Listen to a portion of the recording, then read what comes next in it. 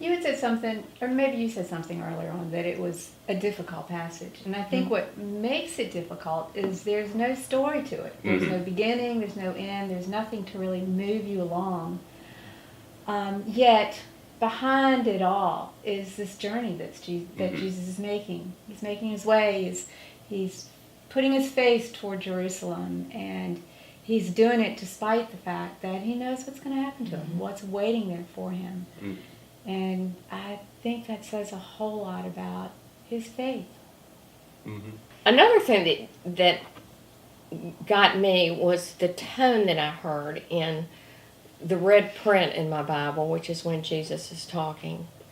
And it made me think, first of all, how I like to perceive Jesus. I can't say I love it when he gets cross. But I think it shows his humanity here, and made me think about my own tone when I have too much to do and my priorities are not falling into place like I want them to. So, I had a nice little conversation about that. You know, I think especially during Lent, when behind this passage is Jesus' journey to Jerusalem, that it's a good time to think about our own journey and how we're getting there, how we're getting our faith to get there, how strong is it, what awaits us when we do get there, wherever that is. Right. Yeah. and his humanity. He was scared, I'm sure. Yeah. There's also a sort of real kind of, I think, sort of a wistfulness kind of at the end of this Jerusalem, the city that kills prophets. How often I have a desire to gather your children together as a hen gathers her own brood under her wings. It's this very, and you were not willing. And, you know, and this, and especially considering, I mean, by the time Luke's gospel was written down, Jerusalem had been sacked by the Romans and the temple had been destroyed. And so, you know, people who were reading this kind of at the time, I think this would have an extra layer of kind of painfulness because, you know, now it was sort of too late to do anything about it. Nicely said. But you said something about waking up in the middle of the night thinking about this. Well, it's just part of my, you know, waking up later age, waking up and not being able to go back to sleep and going through it and thinking, who is the Jesus that I really like to think about? Is it the one who is embracing the children, or is it the one that's lost his temper?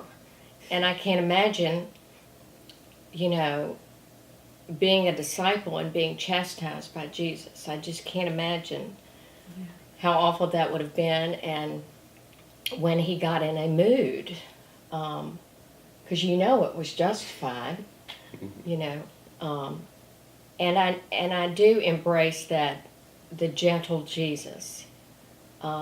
If Jesus is on my side with his anger, I'm right there beside him. But you know, I don't love to hear it aimed at me, and he does a lot of that right in a lot of his parables hit home. So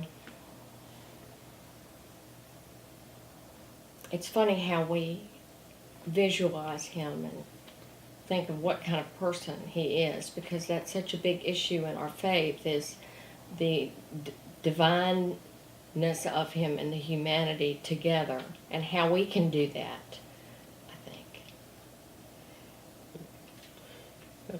I think it's worth remembering that, you know, the picture that you sort of get kind of in each gospel and kind of in sort of a composite among them is of someone who was a person, you know, who had kind of bad moods and who occasionally, sometimes they were justified. Sometimes I think there's at least one time where he just sort of curses a fig tree, sort of out of spite, because it didn't have fruit on it. Yeah. Even though it wasn't the time of year, I think, for the fig tree to have bloomed at all. It's So uncalled for. right.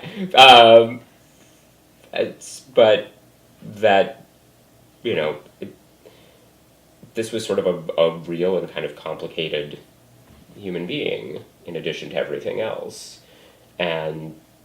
you know, maybe there's some solace in that, you know. Yeah, that, there is a lot. That, you know, that God can have an understanding of what it's like to be us, and to kind of deal with this range of sort of complicated emotions, and to be. And we can identify with them. Mm-hmm.